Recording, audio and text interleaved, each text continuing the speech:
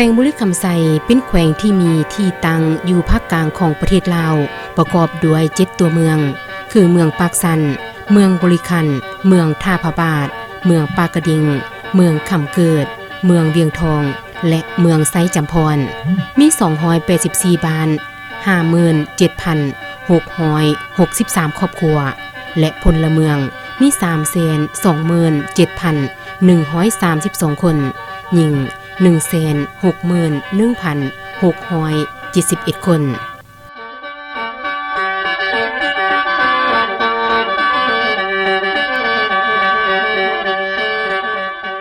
แขวงบุรีคำไซก่อนหน้านี้หลายทศวรรษที่มีผู้นำการปฏิวัติได้นำพาการต่อสู้กูศาสตร์ญาติเอาเอกราชจากจักรพรรดิผู้หกหานเพื่อญาติเอาเอกราชอธิปไตยในพื้นแผ่นดินอันครบถ้วนมาสู่อ้อมอกของประชาชนอย่างแท้จริงการต่อสู้นี้ได้ดำเนินมาเป็นหลายระยะเส้นภายหลังพรรคคอมมิวนิสต์อินโดจีนได้วางยุทธศาสตร์หันทิศการต่อสู้เดือนตุลาปี 1946 ได้มีกองประชุมคณะต่อต้านลาวเขตตะวันออกที่เมืองวิ่งสาธารณรัฐสังคมเวียดนามในกองประชุมนั้นได้ตกลงแต่งตั้งคณะกรรมการตะวันออกของประเทศลาวขึ้นซึ่งมีคณะชี้นำรวมมี5สหายโดยมีสหายหนูหักภูมิสวรรค์เป็นหัวหน้าคณะนี้มีความรับผิดชอบสร้างตั้งกองโฆษณาคนควยประกอบอาวุธรับผิดชอบแต่แขวงหัวพันแขวงเสียงขวงแขวงคำม่วนและแขวงสวรรณเขตนับแต่นั้นมาแสงสว่างของการปฏิวัติได้แพร่รัศมีเข้ามาเขตตะวันออกของเมืองคำเกิดโดยเฉพาะแม่นเขตเมืองจำซึ่งเป็นจุดกำเนิดของการปฏิวัติของแขวงบุรีคำไซพนักงานหลักแหล่งขึ้นไว้นำพาเวลานั้นประกอบด้วยท่านศรีสมพรโลวันไซท่านคำอ่อนไซสมบัติท่านคำเพชรไซวิสาท่านเคนบุญไซญะทีจัก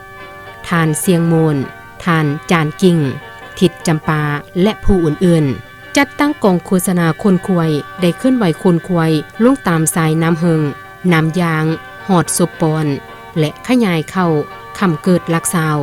เขตเวียงทองขยายลงตามสายน้ำมวนเสื่อมเข้าสู่เขตบริคันท้ายปี 1950 บรรดาตาแสงอยู่ทิศเหนือของเมืองคำเกิดเส้นตาแสงจำน้ำซักน้ำยางวังแลนได้กลายเป็นเขตพื้นฐานการปฏิวัติที่แข็งแกร่งทั้งเป็นเส้นทางติดต่อพัวพันระหว่างลาวและเขต4สาธารณรัฐสังคมเวียดนามภายหลังกองประชุมใหญ่แนวลาวอิสระครั้งที่1เดือนสิงหาคมปี 1950 ศูนย์กลางได้วางนโยบายหันทิศการต่อสู้เพื่อเฮ็ดให้การชี้นำพาการต่อสู้แท้ถึงตัวจริงในวันที่ 5 กรกฎาคมปี 1951 ศูนย์กลางแนวลาวหักษาได้แต่งตั้งคณะกรรมการ1ขึ้นอยู่เขตเมืองจำคณะกรรมการดังกล่าวเอิ้นว่าคณะปุกลุกคนควยบริเวณบสคด่าน813เมืองคำเกิดซึ่งประกอบมี7สหายโดยแม่สหายทิดจำปาเป็นหัวหน้าท้ายปี 1953 คณะกรรมการเขตลาวภาคกลางได้ออกคำสั่งให้ขยายเขตที่มั่นของการปฏิวัติให้กว้างดังนั้นพนักงานนักรบอยู่เขตเมืองจำได้สมทบกับทหารอาสาสมัครเวียดนามปูดปอยนาเปลักซาวคำเกิดหินบูนและได้เฮ็ดให้เขตที่มั่นการปฏิวัติภาคตะวันออกได้แพร่ขยายออกอย่างกว้างขวางโดยมากผลของการต่อสู้กูศาสตร์ที่บ่ยอมจำนนต่อพวกศัตรูผู้หกหานเมื่อวันที่ 2 กุมภาพันธ์ ปี 1955 ศูนย์กลางในลาวหักษาดได้ประกาศสร้างตั้งคณะชี้นำอยู่ภาคตะวันออกเฉียงเหนือของเมืองคำเกิดขึ้นเอิ้นว่าสหเมือง90อยู่บ้านนาตันซึ่งประกอบมีเมืองคำเกิดบริคันและหินบุญโดยแม่สหายคำตาหรือลุงตนเป็นเลขาพรรคในท่ามกลางบรรยากาศเข่งฮ้อนในการโต้สู้กูศาสตร์เพื่อขยายเขตน้ำแดนดินสิ่งเป็นเจ้าของในท่าสนามพนักงานนักรบและประชาชนบรรดาเผ่าได้เบียดยึดสร้างเป็นเขตที่มั่นการปฏิวัตินับมือนับกวงขวงออกมหอดวันที่ 12 ตุลาปี 1967 ศูนย์กลางในเหล่าสร้างศาสตร์ได้ยกระดับการปกครองของสหเมือง90สร้างตั้งเป็นแขวงบุรีคำไซประกอบมี4เมืองคือเมืองคำเกิดผาทองส่วนหนึ่งของเมืองบริคันและเมืองหินบุญ กงกันข้ามอยู่เบื้องทิศตะวันตกของแขวงประกอบมีเมืองปากสันเมืองปากเจ้าเมืองโพ้นสันและส่วนหนึ่งของเมืองบริคันฝ่ายรัฐบาลของราชอาณาจักรลาวได้มีพระราชองค์การฉบับเลขที่341ลงวันที่10พฤศจิกายนปี1961ได้สร้างตั้งเป็นแขวงบริคันภายหลังยึดอำนาจทั่วประเทศแขวงบริคันที่ขึ้นกับฝ่ายราชอาณาจักรลาวได้ถูกยุบไปในตัวส่วนแขวงบริคำไซที่แนวเหล่าหักศาสตร์ที่สร้างตั้งขึ้นนั้นก็โฮมเข้าเป็นส่วนหนึ่งของแขวงเวียงจันทน์และแขวงคำม่วนในปี1976ในนั้นเมืองคำเกิดเมืองผาทองเมืองหินบูนได้ขึ้นกับแขวงคำม่วนเมืองบริคันเมืองปากเจ้าและเมืองโพ้นสันโฮมเข้ากับเมืองปากสันขึ้นกับแขวงเวียงจันทน์เพื่อสืบต่อภารกิจปกป้องรักษาและสร้างสาประเทศศาสตร์ในระยะใหม่แขวงบริคำไซก็ได้สร้างตั้งขึ้นคืนอีกตามมติตกลง03ทับกมสพลงวันที่6มีนาปี1984ซึ่งประกอบมี6เมืองคือเมืองปากสันเมืองท่าพระบาทเมืองบริคันเมืองปากกระดิ่งเมืองคำเกิดและเมืองเวียงทองประกอบมี42ตาเซง521บ้านมีพลเมือง 122,360 คนโดยแม่สหายบุญทรลอไซปัญญาเป็นเลขาพรรคแขวงสหายบุญหองคุณพระไซเป็นหองเลขาพรรคแขวงประกอบมีสหายแสงมณีสหายทิดลาเลืองมีไลสหายสีทามะนีวงศ์และสหายเสียงกองไซสมบัติเป็นกรรมการระยะนี้แขวงบริคำไซก็อยู่ในระยะปัวเปงชีวิตการเป็นอยู่ของประชาชนบัดดาเผาหำบาดแผลสงครามและเหตุเวียกงานป้องกันศาสตร์ป้องกันความสงบเป็นส่วนใหญ่ฉะนั้นการพัฒนาพื้นฐานโครงล่างก็ยังบ่ทันเป็นรูปธรรมเส้นเวียกงานคมนาคมขนส่งก็เพียงแต่มีทางไปมาหาสู่กันได้เพียงฤดูเดียวเป็นบางเขตนอกนั้นก็อาศัยทางย่างการคมนาคมทางน้ำเป็นหลักการพัฒนาเศรษฐกิจทุกแขวงมีสหกรณ์เกษตรทั้งหมด76หัวหน่วยสหกรณ์ซื้อขาย7หัวหน่วยตลาดในชนบท7แห่งห้านค้าเมือง6แห่งหน่วยเก็บซื้อชนบท27หน่วยการแก้ไขชีวิตการเป็นอยู่ซึ่งได้ถือเอาการปลูกข้าวเป็นหลักทั่วแขวงมีเนื้อที่ปลูกฟัง 26,950 เฮกตาร์ในนั้นเนื้อที่นามี 13,130 เฮกตาร์เนื้อที่ให้มี 12,260 เฮกตาร์นาแซง60 เฮกตาร์สมรรถภาพของนาแต่ 1.8 หา2ต้นต่อเฮกตาร์ผลเก็บเกี่ยวเข้าหน้าปี 43,440 ต้นเฉลี่ยหัวคนยังบ่ทันกุมกินด้านวัฒนธรรมสังคมมีโรงเรียนทั้งหมด249แห่งในนั้นมีโรงเรียนอนุบาล4แห่งโรงเรียนประถม229แห่งโรงเรียนมัธยม15แห่งโรงเรียนอุดมศึกษา1แห่งมีนักเรียนทั้งหมด 18,862 คนและทั่วแขวงมีห้องหมอแขวง1แห่งห้องหมอเมือง5แห่งสุขศาลาตาเซง10แห่งมีพนักงานแพทย์ชั้นสูง10คนชั้นกลาง31คนชั้นต้น96คนทางด้านการสนองข้อมูลข่าวสารทั่วแขวงมีโทรโข่ง6แห่งโฮงหูบเงา1แห่งหูบเงาเคลื่อนที่1หน่วยศิลปะสมัครลิ้นจำนวน38หน่วยเวียกงานพักพนักงานในระยะนี้การขยายพักยังบ่ทันได้เปิดกว้างแต่เน้นใส่ทางด้านคุณภาพเป็นหลักทั่วแขวงมี99หน่วยพักในนั้นอยู่ชนบทมี68หน่วยพักมีหน่วยพักนำพาสหกรณ์เกษตร7หน่วยคันตาแซง9หน่วยพักสำนักงานองค์การเมืองแขวง15หน่วยมีสมาชิกพักทั้งหมด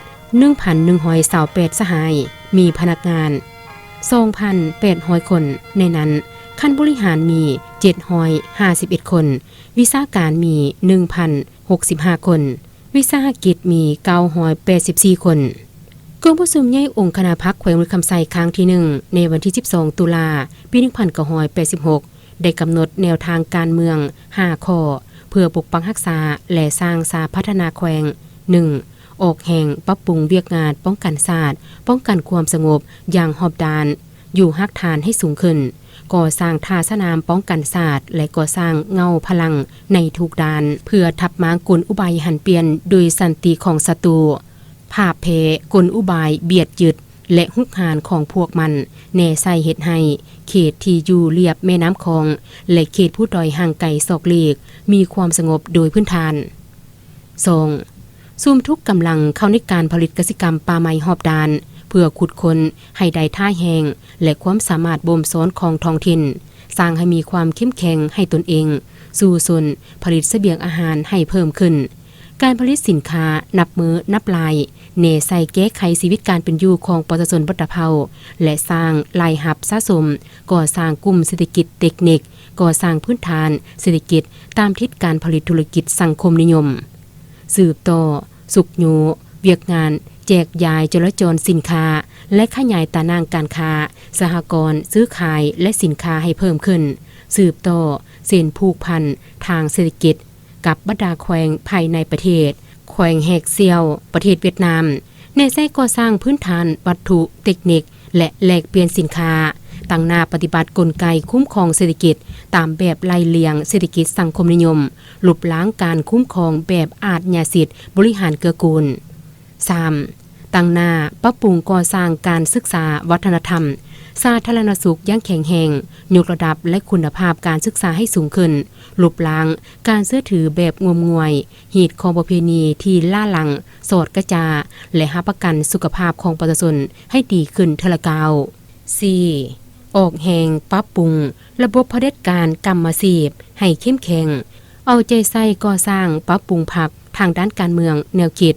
และการจะตั้งให้เข้มแข็งหอบดานยกสูงคุณภาพของพรรคเข้าในทุกโครงเขตเวียกงานหู้นภาหอบดานสู่สนก่อสร้างพนักงานหลักแหล่งแกนสารและพื้นฐานพรรคเอาใจใส่ขยายสมาชิกพรรคใหม่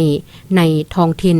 และสำนักงานองค์การต่างๆเสริมขยายอำนาจการปกครองและประดาองค์การจัดตั้งมหาชนในการปฏิบัติทิศนำพรรคนำพารัฐคุ้มครองมหาชนเป็นเจ้า 5. เพิ่มทวีความสามัคคีอย่างแน่นแฟ้นในทั่วพรรคทั่วกองทัพและประชาชนบัดเผาถือเป็นพิเศษการร่วมมือสัมพันธ์สู้รบและร่วมมือหอบดานระหว่างลาวเวียดนามความสามัคคีพิเศษลาวเวียดนามกัมพูเชียเพิ่มทวีสัมพันธ์หอบดานกับสหภาพโซเวียตประเทศสังคมนิยมไอ้น้องและผู้ฮักหอมสันติภาพในทั่วโลกเพื่อปฏิบัติทรงหน้าที่ยุทธศาสตร์บัดนโยบายของพรรครัฐเป็นอย่างดี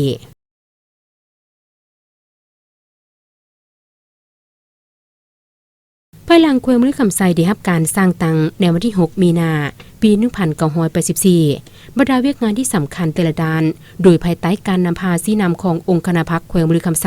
ในระยะนั้นเพิ่นได้ทุ่มเทสติปัญญาเหือแหงอย่างบ่ฮู้อิดฮู้เมื่อยเข้าใส่เวียกงานปกปักรักษาและสร้างสาพัฒนาแขวงของตนเพื่อให้มีความเข้มแข็งเทียบทันกับบรรดาแขวงอื่นๆในทั่วประเทศในนี้ได้สุ่มปรับปรุงกองกำลังป้องกันศาสตร์ป้องกันความสงบให้มีความเข้มแข็งเทละกาวอันเห็นให้แขวงมฤคำไซมีความสงบโดยพื้นฐาน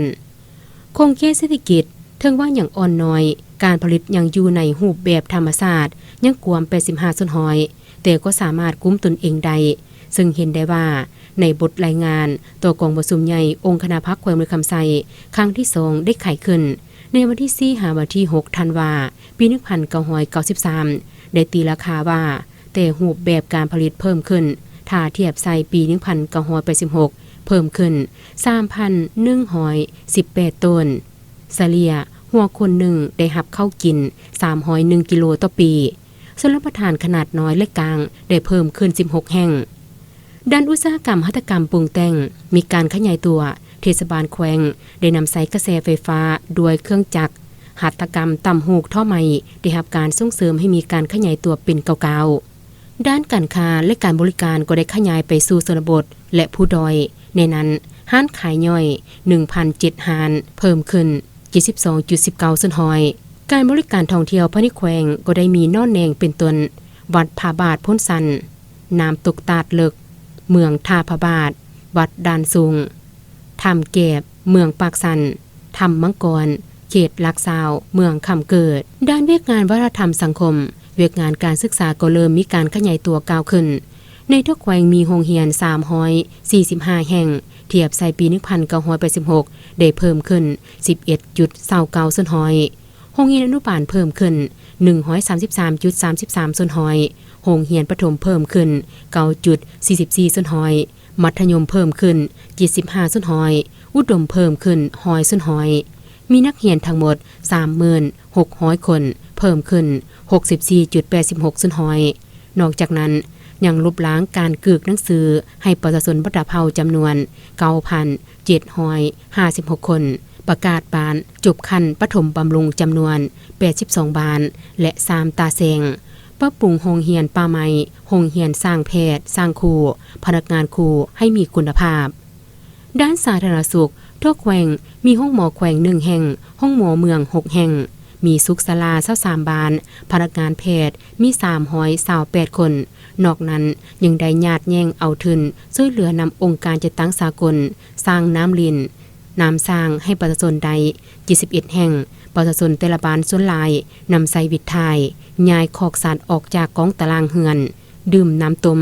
นอนในมุงถูกต้องตามหลักการอนามัยสะอาดเวียกงานแถลงข่าวและวัฒนธรรมได้ส่งเสริมและขยายหมู่เสือวัฒนธรรมหีดของประเพณีอันดีงามที่เป็นเอกลักษณ์ของศาสตร์ของท้องถิ่นแต่ละชนเผ่าปฏิสังขรณ์ปกปักรักษาอริยธรรมของศาสตร์เป็นต้นวัตถุโบราณวัดวาอารามสถานที่ประวัติศาสตร์โบราณสถานเป็นจังดีเฉพาะเวียกงานแถลงข่าวมีเพียงระบบโทรโคง500โวลต์1แห่งในนั้นเพื่อหับไซในเทศบาลแขวงนอกนั้นก็แม่นรายงานข่าวให้วิทยุกระจายเสียงแห่งชาติเวียกงานสวัสดิการสังคมปฏิบัตินโยบายอย่างสมเหตุสมผลต่อพนักงานบำนาญผู้เสียองค์ะครอบครัวผู้เสียสละชีวิตเพื่อภารกิจปฏิบัติผู้สุขภาพอ่อนเพลียผู้ออกสร้างเศรษฐกิจครอบครัวประชาชนผู้ถูกอัคคีภัยธรรมชาติผู้ถูกขอหายศัตรูทำลายคนพิการเด็กกำพร้ากำพร้อยและชาวอพยพที่กลับคืนประเทศเวียกงานภาคพนักงานทุกแขวงมี143หน่วยพักมีสมาชิกพัก 1,778 สหายสมาชิกพักเพิ่มขึ้น 57.62 ส่วนห้อยลบล้างบ้านข่าวใด 70.82 ส่วนห้อยและพนักงาน 2,920 คนเทียบใส่ปี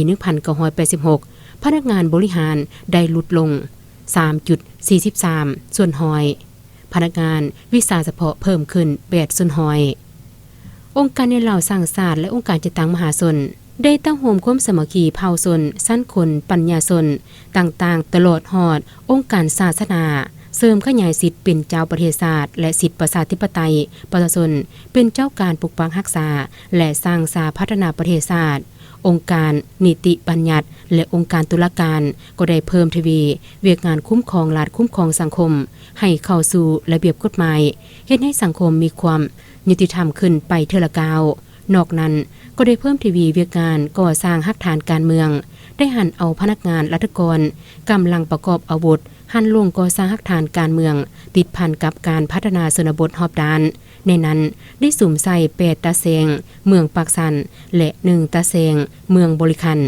ศึกษาอบรมปลุกระดมการเมืองแนวคิดของประชาชนบัดเผาปรับปรุงหน่วยผักอำนาจการปกครองบ้านติดพันกับขบวนการสร้างสนามป้องกันศาสตร์ป้องกันความสงบให้กลายเป็นของปวงชนสุขอยู่พัฒนาเศรษฐกิจวัฒนธรรมสังคมผ่านการจัดตั้งปฏิบัติของกองประชุมองค์คณะพรรคแขวงครั้งที่2เป็นเวลา5ปีมหอดวันที่2หาวันที่4มีนาปี1998กองประชุมใหญ่องค์คณะพรรคแขวงครั้งที่3ก็ได้ไขขึ้นอย่างเป็นทางการกองประชุมได้ตีราคาสูงต่อผลการจัดตั้งปฏิบัติมาที่กองประชุมใหญ่ครั้งที่2ระยะพันมาเห็นว่าสภาพเศรษฐกิจได้มีบาดกาวขยายตัวด้วยจังหวะที่ดีรวมยอดผลิตภัณฑ์ภายใน GDP เพิ่มขึ้นเฉลี่ย 6.7 ส่วนห้อยต่อปีเฉลี่ยรายรับใส่พลเมืองได้$305ต่อคนต่อปีด้านเกษตรกรรมทั่วแขวงเนื้อที่นาได้เพิ่มขึ้น 4,093 เฮกตาร์เนื้อที่นาแซงได้เพิ่มขึ้น 3,200 เฮกตาร์สมรรถภาพโดยเฉลี่ย 4.5 ต้นต่อเฮกตาร์ผลผลิตแต่ละปีได้ 33,000 ต้นการเลี้ยงสัตว์ได้มีท่าขยายตัว ชาวกสิกรเริ่มมีการเลี้ยงสัตว์แบบเป็นฟาร์มสัตว์ใหญ่เพิ่มขึ้น 8.7 ส่วนหอยสัตว์ปีกเพิ่มขึ้น 28.86 ส่วนหอยสามารถสนองศีลป่าให้แก่ตลาดอยู่ภายในได้โดยพื้นฐานและได้ลงทุนเข้าเวียกงานส่วนรับประทาน1ตื้อกว่าเก็บจำนวน21โครงการได้สุ่มใส่การกดกาคุ้มครองการขุดค้นใหม่ให้เข้าสู่ระเบียบหลักการสกัดกันการทำลายป่าสะทรายและจัดสรรป่าผลิตป่าสงวนป่ายอดน้ำให้เป็นระบบเพื่อความยืนยงด้านอุตสาหกรรมเทียบใส่ปี 1993 ยอดผลิตภัณฑ์อุตสาหกรรมได้เพิ่มขึ้น 18 เท่าตัวโดยเฉพาะแม่นอุตสาหกรรมน้อยหัตถกรรมปรุงแต่งก็ได้เพิ่มขึ้นพิเศษแม่นสำเร็จการดึงไฟฟ้าถาวรจากบึงการหาปากสันและจากเขื่อนน้ำเงิมหาเมืองทับปาดและก่อสร้างไฟฟ้าน้ำพาวเมืองคำเกิดได้เห็นให้ประชาชนได้นำใส่ไฟฟ้าจำนวน265หลังคาเรือนด้านการค้าและการบริการได้สุกยุการผลิตปลุกระดมการลงทุนของพ่อค้าชาวขายจราจรสินค้าออกสู่ชนบทใด90ส่วนหอยการขุดค้นแหล่งรายหับนับแต่ปี 1994 เป็นต้นมาเฉลี่ยรายหับแต่ละปีเพิ่มขึ้นสามารถกุ้มตุนเองและดุลเดียงให้ศูนย์กลางพัฒนาพื้นฐานโครงล่างได้สุ่มใส่การสร้างเส้นทางยุทธศาสตร์ทางเลข13ไตทางเลข8ออกไปสู่เวียดนามเส้นทางไปหาบรรดาเมืองและบ้านกว่า80ส่วนหอยของแขวง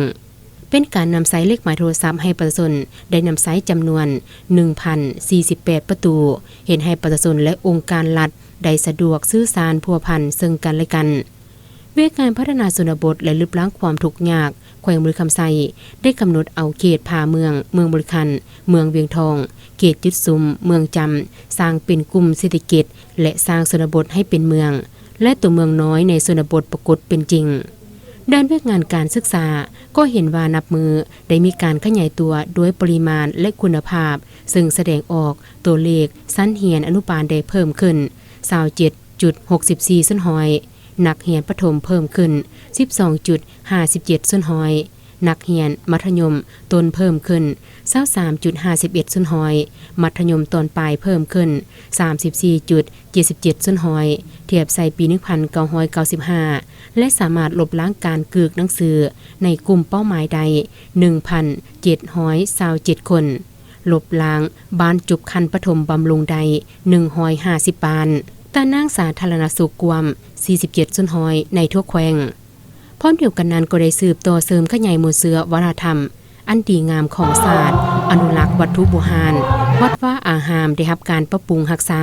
ขึ้นทะเบียนหนังสือผูกใบลานไว้เป็นมรดกและขยายระบบโทรคมลงสู่เมืองและเขตยึดสุมพัฒนาให้ได้รับข้อมูลข่าวสารอย่างกว้างขวางเคียงคู่กันนั้นก็เน้นการปฏิบัตินโยบายให้แก่พนักงานอาวุโสบำนาญผู้มีคุณงามความดีต่อการปฏิบัติศาสตร์และปลูกสร้างเฮือนแก่พนักงานบำนาญในมูลค่า23ล้านกว่าเก็บสิ่งสำคัญแขวงได้ถือเอาเวียกงานศึกษาห่มแนวทางการเมืองของพรรคแผนนโยบายของรัฐให้พนักงานสมาชิกพรรคและประชาชนบัดเผาเสื่อมซึมกำแน่นแนวทางการเมืองอย่างเลิกซึ้งและก่อสร้างพรรคก็เป็นระบบต่อเนื่องสามารถลบล้างบ้านขาวใด54บ้านซึ่งเอิ้นว่าบ้านบ่มีสมาชิกพรรคนำพาและบำรุงสร้างพนักงานสมาชิกพรรคทางด้านการเมืองและวิชาเฉพาะอย่างเป็นระบบต่อเนื่องนอกนั้นได้ถือสำคัญของกำลังแห่งของสาวนุ่มแม่หญิงกรรมปานแนวลาวสร้างศาสตร์และประชาชนบัดเผาสั้นคนปัญญาชนเป็นใจกลางในการเตาโฮมความสามัคคีบัดเผาสั้นคนศาสนาให้ความสามัคคีปองดองกันอย่างแน่นแฟ้นเสริมขยายเวียกงานการร่วมมือกับต่างประเทศอย่างกว้างขวางโดยภาวะวิสัยโดยเฉพาะแม้นการร่วมมือแบบพิเศษกับสาธารณรัฐสังคมเวียดนามก็คือแขวงแหกเซียวหาติ่งเยอานและสร้างไซเดนแห่งสันติภาพกับเพื่อนบ้านใกล้เคียงเรียบตามแคมแม่น้ำคงเบื้องตะวันตกผ่านการจัดตั้งปฏิบัติมาที่กองประชุมใหญ่องค์คณะพรรคแขวงครั้งที่3มาเป็นเวลา5ปีกองประชุมใหญ่องค์คณะพรรคแขวงครั้งที่4ได้ไขขึ้นอย่างเป็นทางการในวันที่9 ถึงวันที่11 เมษายน 2005ในกองประชุมได้ยังยืนว่าแข แขวงมฤคำไซได้มีการขยายตัวอย่างต่อเนื่องรวมยอดผลิตภัณฑ์ภายในหรือ GDP เพิ่มขึ้นเฉลี่ย 7.58 ส่วนร้อยต่อปีเฉลี่ยต่อหัวคน$415เทียบใส่ปี1998เพิ่มขึ้น36ส่วนร้อยอันพ้นเด่นสามารถแก้ไขได้ปัญหาขาดข้าวกินด้วยการปรับปรุงก่อสร้างชลประทานนำใส่เทคนิควิชาการหั่นเปลี่ยนเนื้อที่นาที่น้ำท่วมมาผลิตฤดูแล้งเฮ็ดให้เนื้อที่นับปีเพิ่มขึ้น 23.4 ส่วนร้อยนาแสงเพิ่มขึ้น 69.8 ส่วนร้อยการปลูกพืชเป็นสินค้าได้มีการขยายตัวอย่างกว้างขวางในเนื้อที่ 17,000 กว่าเฮกตาร์เทียบใส่ปี1998เพิ่มขึ้น3เท่าตัวการสนองข้าวและเสบียงอาหารก็ได้เพียงพอกับความมีห้องต้องการของสังคมเป็นอย่างดีโรงงานอุตสาหกรรมได้ขยายตัวเพิ่มขึ้นเช่นโรงงานต้มกันหัวน้ำหอมหลอมเหล็กเศษประกอบเครื่องไฟฟ้าเจี๊ยอนามัยและอื่นๆการซ่อมใช้ไฟฟ้ากวมเอา 54.26 ส่วนร้อยของจำนวนหลังคาเรือนทั่วแขวงเทียบใส่ปี1998เพิ่มขึ้น3เท่าตัวระบบคมนาคมได้มีเส้นทางกวมเอา89ส่วนร้อยของจำนวนบ้านอันผลเด่นได้ก่อสร้างเส้นทางสายหลักทางด้านเศรษฐกิจคือเส้นทางเลข 8A ไปหาจุดสุมพัฒนาเมืองจำแทงทุยเส้นทางปากสันผ่านผักเบือกน้ำยางน้ำตากเตืองเยืองสาธารณรัฐสังคมเวียดนามด้านลงทุนก็เพิ่มขึ้น 25.34 ส่วนร้อยในมูลค่าการลงทุน873ตื้อกีบเคียงคู่กับการพัฒนาเศรษฐกิจแก้ไขชีวิตการเป็นอยู่ของประชาชนแล้วด้านวัฒนธรรมและสังคมก็มีหลายด้านก็ได้รับการสำเร็จและขยายตัวอย่างต่อเนื่องเช่นเวียกงานการศึกษาก็ได้สร้างตั้งโรงเรียนเทคนิควิชาชีพ1แห่งประกอบด้วย6สาขาวิชาชีพโรงเรียนก็ได้เพิ่มขึ้นในนั้นโรงเรียนเลี้ยงเด็กอนุบาล9แห่งประถม44แห่งมัธยมต้น6แห่งมัธยมสมบูรณ์และตอนปลาย5แห่งจำนวนนักเรียนได้เพิ่มขึ้น59ส่วนร้อยเทียบใส่ปี1998อัตราการเข้าเรียนสุทธิของเด็กในเกณฑ์อายุบรรลุได้91ส่วนร้อยเพิ่มขึ้น18ส่วนร้อยการลดล้างการกึกหนังสือให้ประชาชนบรรลุ 89.32 ส่วนร้อยแต่นางสาธารณสุขได้ขยายตัวลงสู่หักฐานชนบทกวมเอา 97.14 ส่วนร้อยของจำนวนบ้านทั่วแขวงประชาชนได้ใช้น้ำสะอาด59ส่วนร้อยเทียบใส่ปี1998เพิ่มขึ้น 15.1 ส่วนร้อยและสมไซวิทย์ไทย60ส่วนร้อยเพิ่มขึ้น 34.3 ส่วนร้อยได้ปรับปรุงห้องหมอแขวงเมืองสุขศาลาเทคนิคการแพทย์จรรยาบรรณแพทย์หมอและการบริการดีขึ้นการสนองข้อมูลข่าวสารแขวงมฤคำไซสร้างสถานีโทรภาพ1แห่งเป็นระบบอนาล็อกวิทยุกระจายเสียง FM 2แห่งอยู่เทศบาลแขวงกับเมืองคำเกิดและขยายระบบโทรโข่งเพิ่มขึ้น4ตัวเมืองเคียงคู่กับการสร้างบ้านวัฒนธรรมเพื่อยกระดับชีวิตการเป็นอยู่ของประชาชนบ่ดาเฮาให้ฮู้ปกปักรักษาฮิตของประเพณีอันดีงามของศาสตร์ฮู้จักแบบแผนวิถีชีวิตที่ดีและดำรงชีวิตปลอดใส่ข่าวสะอาดทุกแขวงสามารถประกาศรับรองเป็นบ้านวัฒนธรรมได้จำนวน10บ้านพร้อมทั้งเอาใจใส่ปฏิบัตินโยบายตัวพนักงานผู้ที่มีคุณงามความดีครอบครัวผู้ที่เสียสละเพื่อการปฏิบัติและร่วมกับแขวงหาติ่งขุดค้นอัฐิเซี่ยวซานและทหารอาสาสมัครเวียดนามที่เสียสละชีวิตในปางสงครามยุลาวกลับคืนประเทศนอกนั้นแขวงก็ได้สูงใส่ยกระดับความรู้ทางด้านทฤษฎีมาร์กเลนินให้พนักงานนำพาคุ้มครองได้4สุดมี235สหายในนั้นรวมทั้งการบำรุงระยะสั้นให้เลขาผักปานในทั่วแขวงผ่านการจัดตั้งปฏิบัติแผนพัฒนาเศรษฐกิจแต่ปี 2006 หา 2010 เห็นว่าระดับการเติบโตของเศรษฐกิจของแขวงมฤคำไซยังสืบต่อขยายตัวอย่างต่อเนื่องรวมยอดผลิตภัณฑ์ภายในหรือ GDP เฉลี่ย 9.57 ส่วนร้อยต่อปีบรรลุได้ 1,992.99 ตื้อกีบอัตราขยายตัว 9.34 ส่วนร้อยในนั้นคะแนนกสิกรรมป่าไม้กวมเอา 34.55 ส่วนร้อยอุตสาหกรรมกวม 29.19 ส่วนร้อยและบริการรวม 36.26 ส่วนร้อยรวมยอดเฉลี่ยหัวคน$971ต่อปีการลงทุนบรรลุได้ทั้งหมด 458.113 ตื้อกีบเท่ากับ 23 ส่วนร้อยของ GDP ด้านการพัฒนาแขวงพวกเขาได้ถือเอาการผลิตกสิกรรมป่าไม้ติดพันกับอุตสาหกรรมปรุงแต่งและการบริการเป็นต้นต่อหันเปลี่ยนแนวคิดของเดิมของประชาชนที่ขึ้นกับธรรมชาติให้หันเข้าสู่ระบบเทคนิคที่ทันสมัยทีละก้าวซึ่งเอิ้นว่าเหตุการณ์ผลิตแบบผสมผสานเครื่องธรรมชาติและเครื่องเทคโนโลยีจัดสรรที่ดินให้ประชาชนคุ้มครองนำใช้ให้เป็นระบบยกระดับโรงงานปรุงแต่งไม้เฟอร์นิเจอร์ต้มกันหัวน้ำหอมหลอมเหล็กเศษโรงงานประกอบเครื่องใช้ไฟฟ้าและอื่นๆให้มีคุณภาพดีขึ้นจากผลการจัดตั้งปฏิบัตินั้นได้เป็นท่าแหงให้แก่การผลิตแบบก้าวกระโดดสามารถบรรลุตัวเลขการส่งออกถึง 4.5 ล้านดอลลาร์การขยายเส้นทางเข้าถึงถูกกลุ่มบ้านกวมเอา 93.58 ส้นหอยโดยเฉพาะแม่นการก่อสร้างเส้นทางบ้านพลงามนาแจงพลงามธงพิลาเมืองไส้จำพรหาไส้แดนเวียดนามนามตากทองมีไซเมืองเวียงทองหาเมืองเตืองเยิงสาธารณรัฐสังคมเวียดนามเส้นทางแต่ปักสันท่าสีเส้นทางเลข1ดีแต่บ้านปาคาเสื่อมต่อหาดท่าโทมทาเวียงออกสู่เสียงควงนอกนั้นก็ได้ขยายเครือข่ายโทรคมกวมเอา86ส้นหอยของจำนวนบ้านพื้นที่ทั่วแขวงและอัตรานำใช้ไฟฟ้าทาวรของประชาชนกวมเอา84.26ส้นหอยของครอบครัวการขุดค้นแหล่งไหลหับเข้างบประมาณได้ลื่นแผนการเฉลี่ย 20.18 ส้นหอยต่อปีพร้อมทั้งดุลเดียงให้ศูนย์กลางหลายปีต่อเนื่องการระดมเงินฝากได้เพิ่มขึ้น59ส้นหอยเพื่อการก่อสร้างฐานการเมืองพัฒนาชนบทหอบดานสร้างบ้านและกลุ่มบ้านพัฒนาเป็นวิกงานยุทธศาสตร์ที่สำคัญในการพัฒนาโดยเฉพาะแม่นการจัดสรรภูมิลำเนาเตาโฮมบ้านน้อยเป็นบ้านใหญ่จัดสรรที่ดินให้ประชาชนคุ้มครองนำใช้มหอดระยะนี้แขวงพวกเขาสามารถลบล้างความทุกข์ยากของประชาชนได้เติม 13,185 ครอบครัวกวมเอา 76.65 ส้นหอยพิเศษแม่นการซูมทุนหอนเข้าในการพัฒนาและหันพนักงานลงก่อสร้างฮักฐานการเมืองสร้างเขตยึดสุมพัฒนาเมืองจำให้เป็นเมืองที่7ของแขวงบุรีคำไซและประกาศเป็นเมืองไซจำพรในกลางปี 2009 นอกนั้นปัญหาขาดครูและครูบ่ได้มาตรฐานแม้ได้รับการแก้ไขอัตราเข้าเรียนสุทธิชั้นประถมบรรลุ 95.2 ส้นหอยลบล้างความบ่ฮู้หนังสือให้แก่ประชาชนในเกณฑ์อายุใด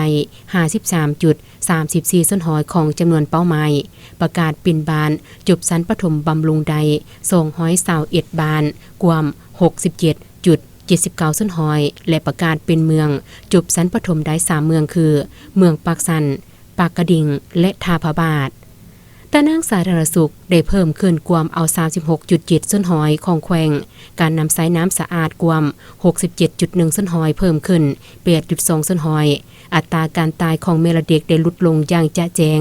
การขยายข้อมูลข่าวสารของพวกเขาก็ได้เพิ่มทวีสร้างระบบเครือข่ายข้อมูลข่าวสารลงสู่ฮักฐานท้องถิ่นอย่างกว้างขวางโดยเฉพาะแม่นขยายสถานีวิทยุกระจายเสียงอยู่ตามเมืองเป้าหมายเพิ่มขึ้นอีก3แห่งมาเป็น5แห่งสามารถสนองข้อมูลข่าวสารกว่า75ส้นหอยของพื้นที่มีระบบโทรโคงกว่า54ส้นหอยของจำนวนบ้าน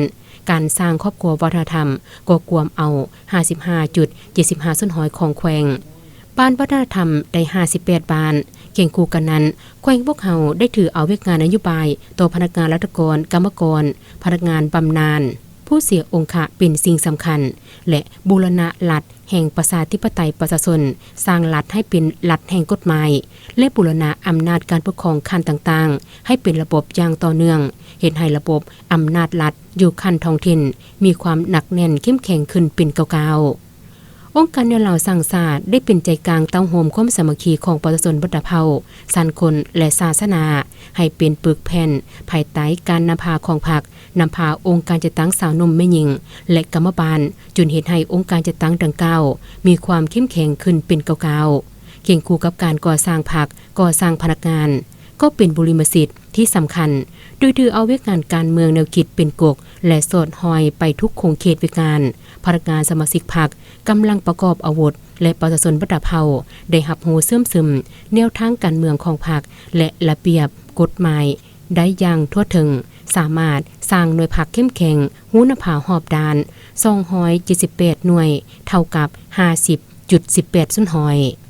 เวียกงานการต่างประเทศได้เปิดกวงการพัวพันร่วมมือกับต่างประเทศบนพื้นฐานแนวทางการต่างประเทศของพรรคการขุดค้นอัฐิทหารอาสาสมัครและเสียสารเวียดนามที่เสียสละชีวิตในปางสงครามอยู่ลาวก็ได้รับการร่วมมือจากภาคส่วนที่เกี่ยวข้องและท้องถิ่นเป็นอย่างดีสิ่งที่ผลเด่นแม่นการร่วมมือโครงการส่วนวัฒนธรรม8แขวง3ประเทศลาวเวียดนามและไทยที่เมืองคำเกิดกองประชุมใหญ่ครั้งที่6ขององค์คณะพรรคแขวงในวันที่6 5วันที่8พฤษภาคม2015กองประชุมใหญ่ครั้งที่6ขององค์คณะพรรคแขวงได้ดำเนินเป็นเวลา3วันกองประชุมตีราคาคืนผลการจัดตั้งปฏิบัติมติกองประชุมครั้งที่5องค์คณะพรรคแขวงซึ่งผู้แทนเข้าร่วมกองประชุมได้รับรองเอาผลงานการจัดตั้งปฏิบัติเวกงานหอบดาน5ปีผ่านมาซึ่งได้ยกให้เห็นเวกงานป้องกันศาสตร์ป้องกันความสงบได้กลายเป็นของทั่วปวงส่วนหอบดานการสกัดกันแก้ไขปรากฏการณ์ย่อท้อในสังคมการคุ้มครองกวดกาบริเวณจุดล่อแหลมที่คนบ่ดีเคยดำรงชีวิตเลื่อนลอยในเมื่อก่อนได้มีความสงบการพัฒนาด้านเศรษฐกิจและแก้ไขความทุกข์ยากของประชาชนแขวงได้ตั้งหน้าขุดค้นบัตรทางแห่งของแขวงเข้าในการพัฒนาตามมติและแผนการที่ได้กำหนดไว้เฮ็ดให้เศรษฐกิจขยายตัวต่อเนื่องโดยเฉลี่ย 8.9 สุนหอยต่อปีรวมยอดผลิตภัณฑ์ภายในหรือ GDP บรรลุ 3,543 ตื้อกีบเฉลี่ยใส่พลเมืองใด 1,621 ดอลลาร์ต่อคนต่อปีในนั้นการขยายตัวด้านกสิกรรมป่าไม้กวม 42.11 สุนหอยอุตสาหกรรม 29.81 สุนหอยและการบริการ 28 สุนหอยของ GDP การลงทุนบรรลุ 997.12 ตื้อกีบเท่ากับ 28.14 สุนหอยของ GDP การพัฒนาตามเขตแคว้นได้สุ่มทุนหอนเข้าใส่การพัฒนาในปางบริเวณตามชายแดนเป็นต้นพัฒนาเขตทองมีไซเสื่อมต่อกับตามเหิบด่านน้ำอ่อนแทงทุยเขตน้ำงางเวียงคำท่าสะอาดด่านท่าเหือปากสันและสำรวจออกแบบจุดก่อสร้างขัวคามน้ำของปากสันบึงกาฬการพัฒนาตามแขนงการด้านกสิกรรมหอดท้ายปี 2014 การผลิตข้าวทามาเสเลียใส่พลเมืองเมนได503 กิโลต่อคนต่อปีผลิตศีลปลาและไข่แม่นสามารถหับหองให้แก่การบริโภคของสังคมพิเศษแม่นประชาชนบัดเผาได้หันมาปลูกพืชและปลูกไม้อุตสาหกรรมให้กลายเป็นสินค้าเช่นมันตนยางพาราสาลีหมากกล้วยอ้อยและพืชผักต่างๆยกระดับการเลี้ยงสัตว์ให้เป็นจุดซุ่มเลี้ยงแบบเป็นกลุ่มเป็นฟาร์มเช่นมีกลุ่มเลี้ยงงัวควายจำนวน173กลุ่มเบ27กลุ่มเลี้ยงหมูมี28ฟาร์มไก่และเป็ดจำนวน9ฟาร์มและปลา324กระสังทั้งหมดเหล่านั้นได้สร้างรายรับให้แก่ประชาชนและเฮ็ดให้ชีวิตการเป็นอยู่ดีขึ้นการคุ้มครองทรัพยากรป่าไม้ได้เอาใจใส่กำหนดขอบเขต3ประเภทป่าและรักษาแบบยืนยงนอกนั้นยังได้ขึ้นสมโนที่ดินออกแบบใบตะดินให้ประชาชนคุ้มครองนำใช้มหอดท้ายปี 2014 มีโรงงานอุตสาหกรรมและหัตถกรรมปรุงแต่ง 1,954 หัวหน่วยพื้นฐานโครงล่างได้รับการพัฒนาอย่างต่อเนื่องเส้นทางรถเข้าถึงทุกบ้านกวามเอาหอยส้นหอยและเที่ยวได้2ฤดูกวาม 86.6 ส้นหอยพร้อมทั้งได้ขยายตานางไฟฟ้าออกสู่ชนบทเฮ็ดให้ประชาชนภายในทั่วแขวงได้สวมใช้ไฟฟ้าถาวร 93.93 ส่วนหอยระบบโทรคมและการสื่อสารกวามเอา 97.3 ส่วนหอยของพื้นที่ของแขวงแต่นั่งการค้าและการบริการก็ได้ขยายตัวซึ่งทั่วแขวงมีตลาด29แห่งถ้าเทียบใช้ปี 2010 แม่นเพิ่มขึ้น3แห่งหัวหน่วยธุรกิจมี 4,217 หัวหน่วยเพิ่มขึ้น 36.82 ส่วนหอยมูลค่าจราจรขายยก 489.51 ตื้อกีบเพิ่มขึ้น 95.14 ตื้อกีบการค้าขายย่อย 2,423 ตื้อกีบเพิ่มขึ้น915 ตื้อกีบ การจัดเก็บรายหับของงบประมาณเพิ่มขึ้นเฉลี่ย 13.53% ต่อปีรายหับผู้ท้องถิ่นเพิ่มขึ้นเฉลี่ย 26.13% ต่อปีการคุ้มครองเงินตราก็ได้หันเข้าสู่ระบบเห็นให้อัตราเงินเฟ้อน้อยที่สุดการท่องเที่ยวก็ได้รับการพัฒนาอย่างต่อเนื่องโดยการมีส่วนร่วมของประชาชนทุกแห่งมีสถานที่ท่องเที่ยว76แห่งบางแห่งยังบ่ทันได้รับการพัฒนาในนั้นแหล่งท่องเที่ยวธรรมชาติ63แห่งวัฒนธรรม10แห่งและประวัติศาสตร์3แห่งมีโรงแรม31แห่งเรือนพัก72แห่งและร้านอาหาร137ร้านและมีนักท่องเที่ยวเข้ามาท่องเที่ยวแขวงคำไซ 130,000 คนต่อปีสามารถสร้างรายรับได้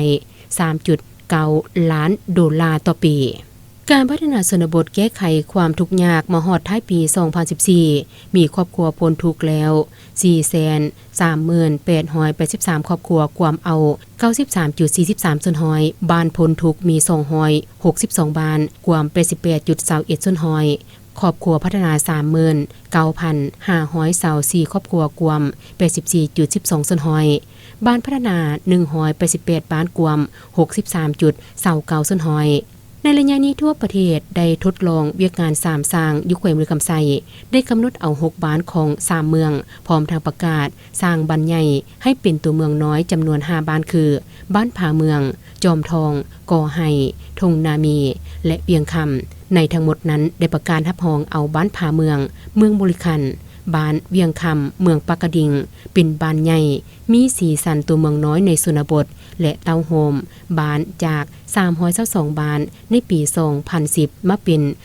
297บ้านด้านเรื่องงานการศึกษาก็ได้รับการพัฒนาอย่างต่อเนื่องอัตราเข้าเรียนของเด็กชั้นอนุบาลปฏิบัติได้ 35.6% อัตราเข้าเรียนสุทธิชั้นประถมบรรลุ 98.8% อัตราลอดเหลือชั้นประถมปฏิบัติได้ 88.9% ชั้นมัธยมต้นบรรลุ 89.5% ชั้นมัธยมปลายบรรลุ 46.8% อัตราการหูหนังสือของประชาชน15-24 ปีบรรลุ 98.43% การปฏิบัติเป้าหมายสหสวัสดิ์เพื่อการพัฒนาของเวียกงานสาธารณสุขก็บรรลุได้ตามคาดหมายเส้นอัตราการตายของแม่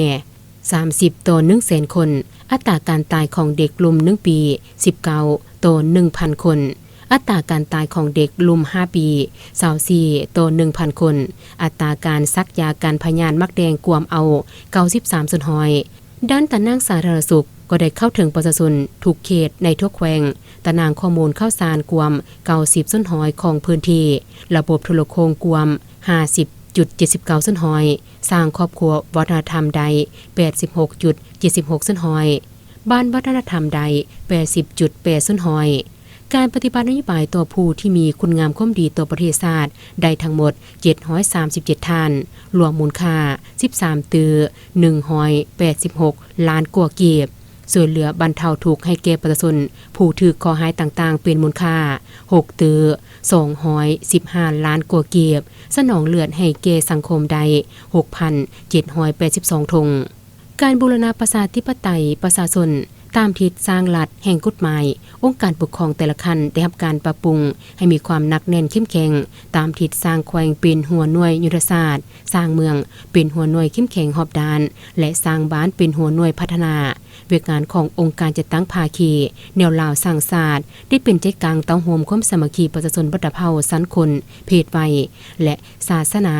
ให้มีน้ำใจหักศาสตร์มีความสามัคคีเป็นปึกแผ่นภายใต้การนำพาของพรรคได้ศึกษาอบรมสาวนุ่มวัยนุ่มเยาวชนให้เป็นผู้สืบทอดภารกิจของพรรคของศาสตร์และยึดมั่นในการปฏิบัติแนวทางการต่างประเทศของพรรคบนหลักการความเป็นเอกราชหยาดแย่งการร่วมมือเพื่อการพัฒนาพิเศษแม่นการพัวพันร่วมมือรอบด้านกับแขวงฮาติงและเงอานสาธารณรัฐสังคมเวียดนามเข้าสู่ลวงเลิกคุ้มครองบริเวณชายแดนให้เป็นชายแดนแห่งสันติภาพมิตรภาพและการร่วมมือที่ยืนยง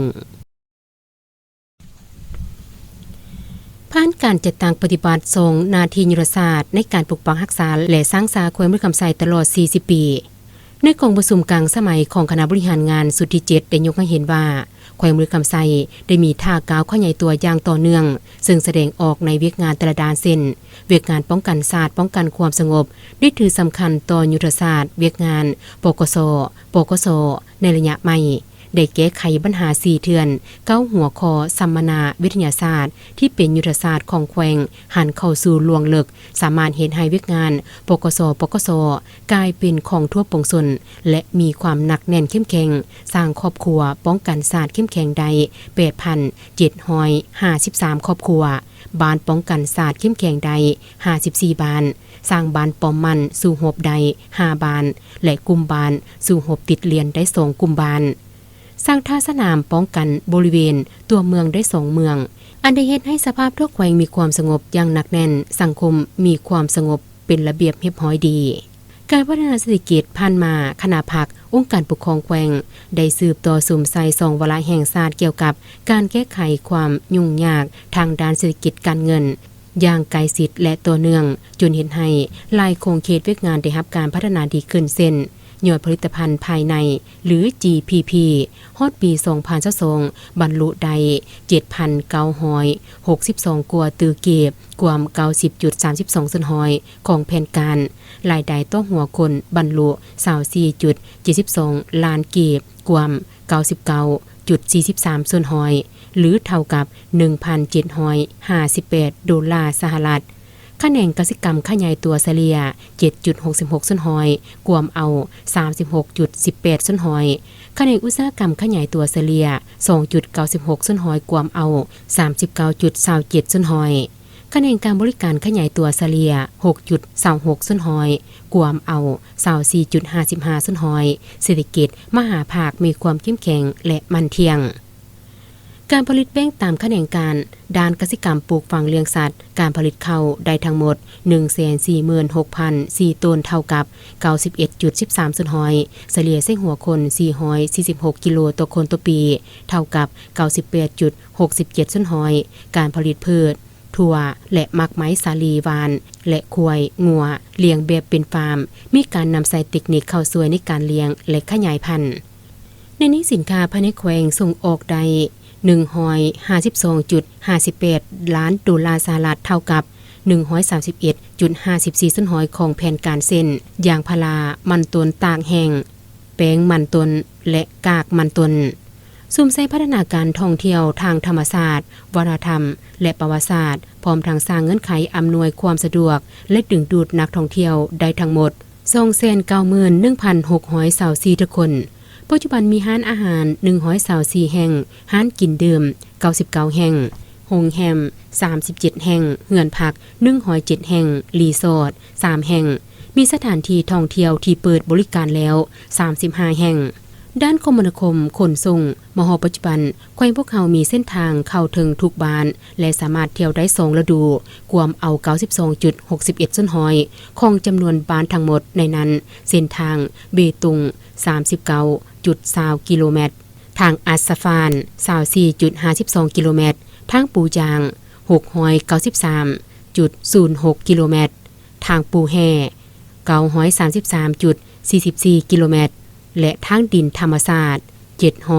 722.61 กิโลเมตรการจะตั้งปฏิบัติของการก่อสร้างขัวข้าม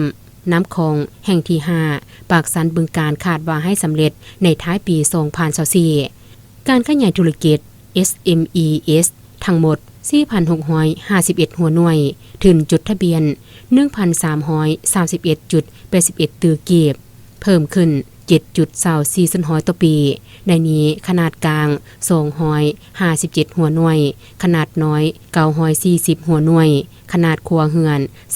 3,454 หัวหน่วย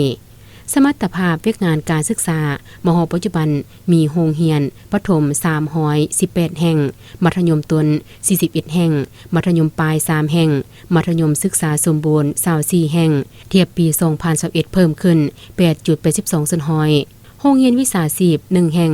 การจัดตั้งปฏิบัติ15คัดหมายมหปัจจุบันได้บรรลุ8คัดหมายเท่ากับ 53.3 ส่วนหอย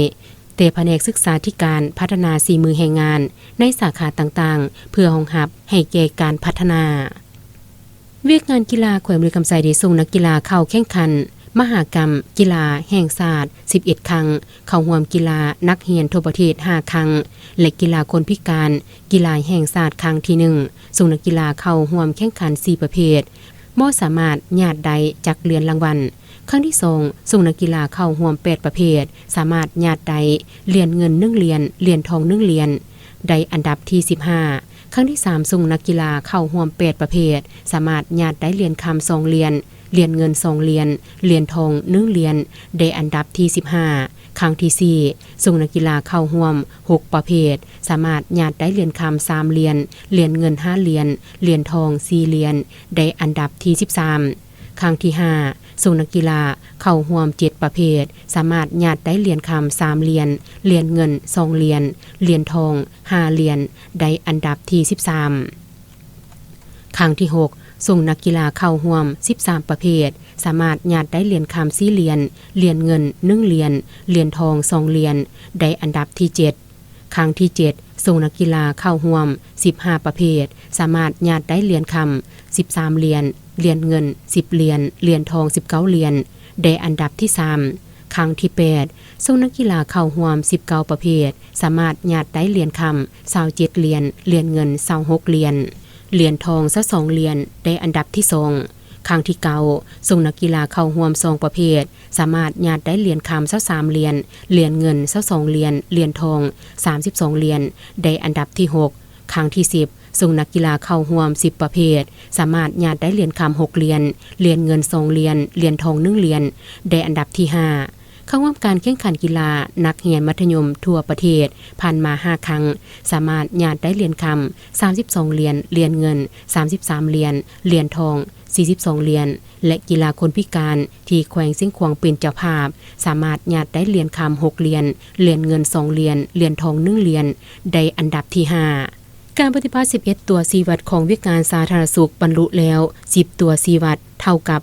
90.9 ส้นหอยตัวชีวัตที่บ่ทันบรรลุมี1 ตัวชีวัตเท่ากับ 0.09 ส้นหอยเซนตัวชีวัตอัตราการตายของเด็กกลุ่ม5 ปี1 คนต่อ 1,000 คนปฏิบัติใด17 ส้นหอยเทียบใส่คาดหมายแม่นบ่บรรลุคาดหมายพร้อมเดียวกันนั้นก็ได้ยกสูงคุณภาพทางด้านวิชาการด้านการบริการอยู่ห้องหมอแขวงคอยก้าวเป็นห้องหมอที่ทันสมัยขึ้นเป็นเก่าๆเคียงคู่กับการยกระดับทางด้านวิชาการบริการอยู่ห้องหมอชุมชนคันเมืองและห้องหมอน้อย